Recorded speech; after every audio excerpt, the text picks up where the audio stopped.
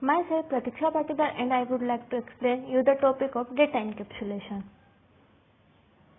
Introduction. Encapsulation refers to the creation of cell-content modules that bind processing function of the data. These user-defined data types are called classes and one instance of a class is an object. Principle. Encapsulation is a process of binding or wrapping the data and the code that operates on the data into a single entity. This keeps the data safe from outside interference and misuse. One way to think about encapsulation is as a protective wrapper that prevents code and data from being arbitrarily accessed by other code defined outside the wrapper. Characteristics. Improve the understandability to the application. Enhance security. Maintenance of application is here. Implementation.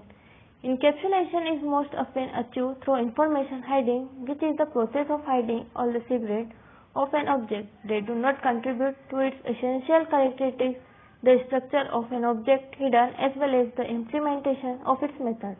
Only the essential characteristics of objects are visible. Program.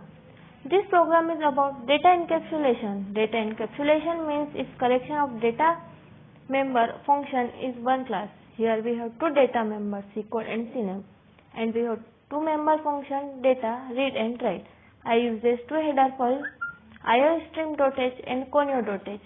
My class name is college, and as we know, voidMain is a main function which is used to enter any class and execute any program. Let's start.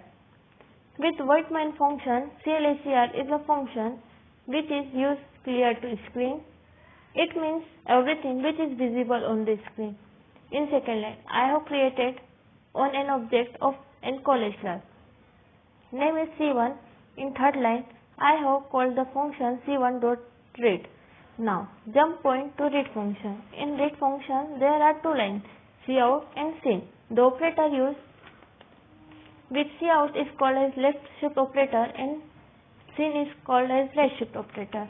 Here, cout is used to display everything which is written in inverted comma is the screen, and sin is used to get the value of data member into it. So let's start with the read function. Here in cout, I have entered the C code and cname. So in your standard screen, you will see the entered the C code and cname.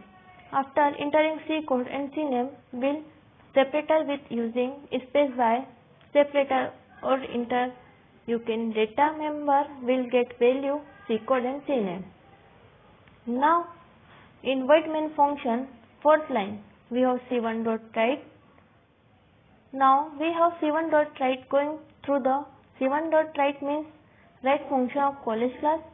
cout, I have written to code equal that means inverted comma. That means C code equal to get directly shown in the screen, and the second C code will show the value of C code. Whatever you have written on the value of value on the screen. And ender means add line name will add new line. Now cout name equal to exact value whatever written in inverted comma. So cname equal to cname the value whatever to be given in the code. So generally the output will be enter the C code and cname you will enter C code as A and cname is B, and write function will be, and you got result is C code equal to A and cname equal to B.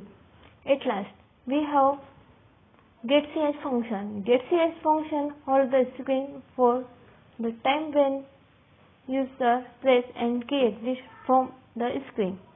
Advantage. To allow one class to make a contract with another class. Data and function may be public or private. It hides the complexity from the implementation. It also provides inter-independencies. Abstraction versus encapsulation.